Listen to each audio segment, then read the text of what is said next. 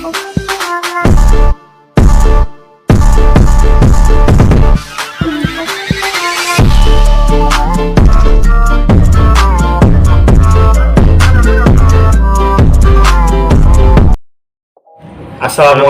warahmatullahi wabarakatuh. Perkenalan, saya Hendra Rahmat Kurniawan dengan nomor NIM 21903020049. Dengan saya Renaldi Andrian dengan NIM 2190302033. Pada kesempatan kali ini, kami akan membahas tentang analisis rasio keuangan. Analisis rasio keuangan. Outline pembahasan: yang pertama, laporan keuangan. Yang kedua, pentingnya analisis laporan keuangan. Yang ketiga, jenis laporan keuangan. Yang keempat, analisis keuangan. Yang kelima, keterbatasan analisis laporan keuangan. Laporan keuangan. Laporan keuangan adalah ringkasan kegiatan operasi, pendanaan, dan investasi yang dilakukan oleh perusahaan. Jenis laporan keuangan: yang pertama, laporan rugi laba. Yang kedua, neraca. Yang ketiga, laporan laba ditahan. Yang keempat, laporan perubahan arus kas. Pentingnya laporan keuangan. Laporan keuangan perusahaan harus menyediakan informasi yang cukup untuk investor, kreditur, pemerintah, supplier, manajemen, dan pemilik. Pentingnya analisis laporan keuangan. Analisis laporan keuangan bermanfaat untuk mengidentifikasi kekuatan dan kelemahan dari perusahaan. Pihak manajemen dapat memetik keuntungan dari kekuatan perusahaan dan meminimalisasi kelemahannya. Kekuatan perusahaan harus dioptimalkan secara tepat dan kelemahannya mesti diperbaiki. Sebagai contoh, apakah persediaan yang tersedia mampu mendukung tingkat penjualan yang diproyeksikan? Apakah perusahaan terlalu banyak menginvestasikan dalam bentuk piutang?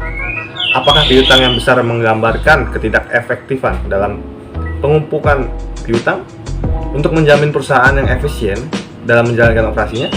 Lalu kemudian ada apakah perusahaan terlalu banyak atau terlalu sedikit menginvestasikan pada perusahaan dan peralatan. Laporan laba rugi. Laporan laba rugi adalah ringkasan pendapatan dan biaya dari kegiatan bisnis dalam satu periode waktu, biasanya 1 bulan, 3 bulan, atau 1 tahun. Ringkasan hasil operasi dan pembiayaan selama periode waktu, keputusan operasi perusahaan dan pemasaran perusahaan, termasuk penjualan atau penghasilan, cost of goods sold, biaya administrasi dan umum, biaya iklan, dan gaji pegawai. Menyediakan pendapatan operasi atau earning sebelum bunga dan pajak EBIT.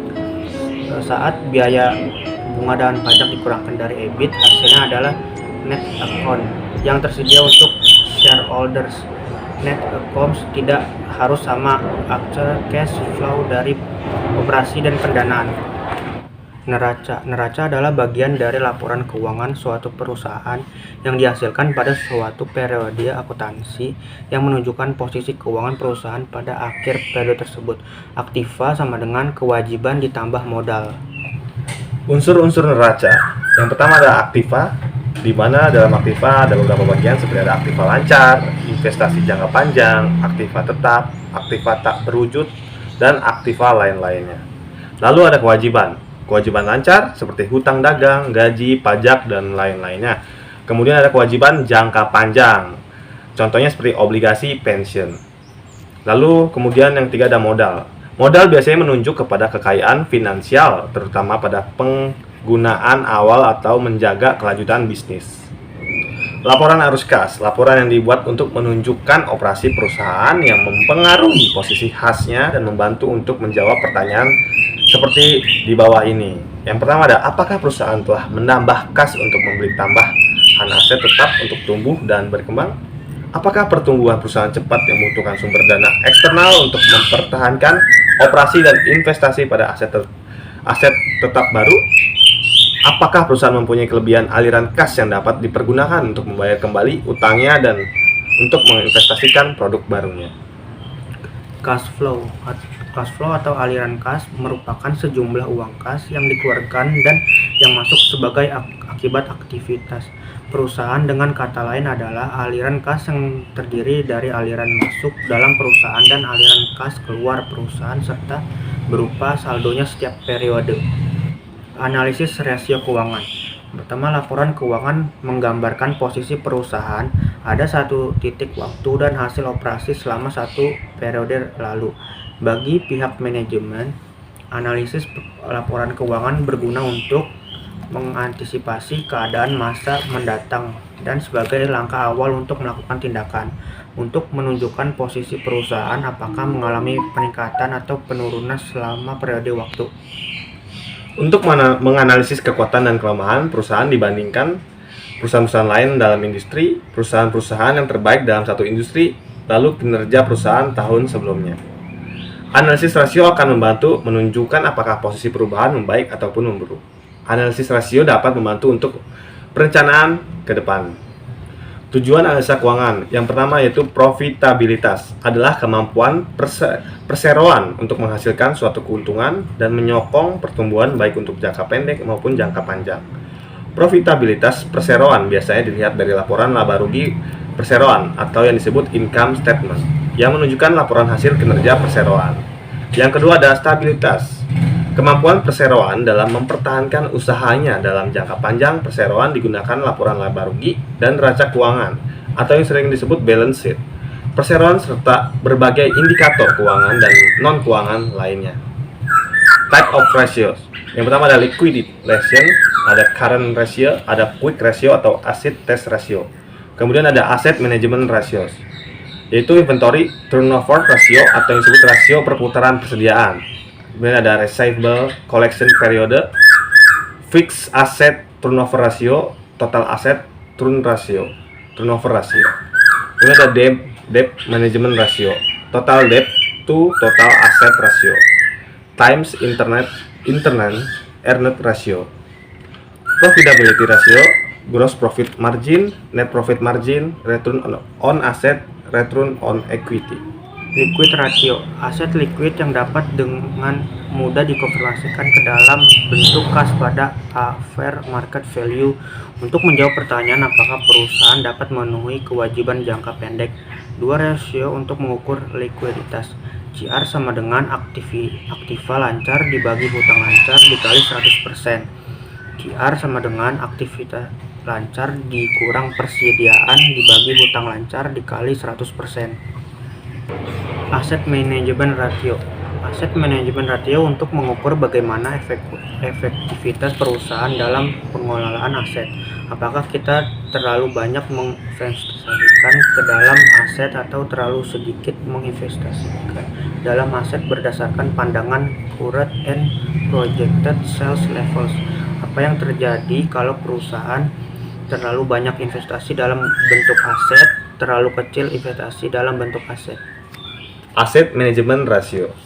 Rasio perputaran persediaan. Untuk mengukur efisiensi dalam pengelolaan persediaan, rasio yang tinggi menunjukkan bahwa persediaan tidak berada di gudang, namun berputar secara cepat ke dalam penjualan. Untuk rumus perputaran persediaan adalah seperti harga pokok penjualan dibagi dengan rata-rata persediaan. Hal yang perlu diperhatikan yaitu penjualan menggunakan harga pasar dan persediaan menggunakan harga beli. Perputaran piutang atau receivable turnover. Untuk menilai kualitas dari piutang, menghitung panjangnya waktu bagi perusahaan sejak barang dijual sampai dengan menerima kas dari pelanggan. Rumus perputaran piutang yaitu penjualan kredit dibagi dengan rata-rata piutang. Perputaran piutang atau receivable turnover. Untuk menilai kualitas dari piutang. Yang kedua, menghitung panjangnya waktu bagi perusahaan sejak barang dijual sampai menerima kas dari pelanggan. Yang ketiga, untuk mengukur efektivitas kebijakan kredit perusahaan. Yang keempat, menunjukkan level investasi yang dibutuhkan oleh perusahaan pada piutang agar mampu mempertahankan level penjualan. Rumusnya itu perputaran piutang sama dengan penjualan kredit dibagi rata-rata piutang. Apa yang terjadi bila rasio ini terlalu tinggi dan terlalu rendah? Penghitungan lamanya piutang tertagih atau receivable collection period. Receivable collection period rata-rata piutang dikali 360 dibagi penjualan kredit. Apa yang terjadi bila rasio ini terlalu tinggi dan terlalu rendah? Fixed asset turnover ratio mengukur efisiensi investasi modal jangka panjang. Bagaimana efisiensi perusahaan menggunakan pabrik dan mesinnya untuk mendorong penjualan. Beberapa besar aset tetap yang dibutuhkan untuk mencapai level penjualan tertentu. Debt management ratio Implikasi penggunaan utang. Kreditur mempertimbangkan stockholders.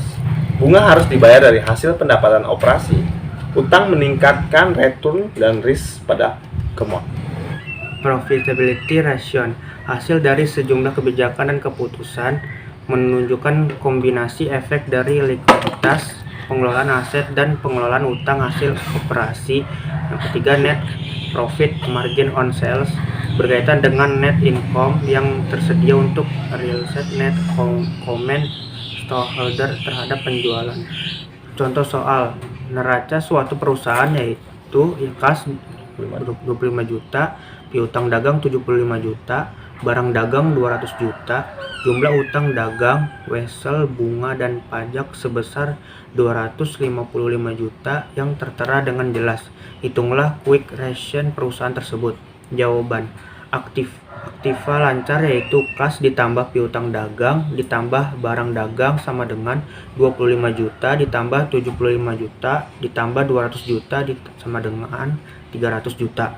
Persediaan dalam akuntansi berarti barang dagang yang tersedia untuk dijual yaitu seharga 200 juta. Utang lancar yaitu 250 juta. Quick ratio sama dengan aktiva lancar dikurang persediaan dibagi utang lancar dikali 100% sama dengan 300 juta dikurang 200 juta dibagi 255 juta dikali 100% sama dengan 39,22% sama dengan 0,39. Sekian presentasi dari kami. Mohon maaf apabila ada banyak kesalahan dan kekurangan dalam penyampaian serta penulisan. Semoga yang kami sampaikan dapat bermanfaat. Terima kasih. Wassalamualaikum warahmatullahi wabarakatuh.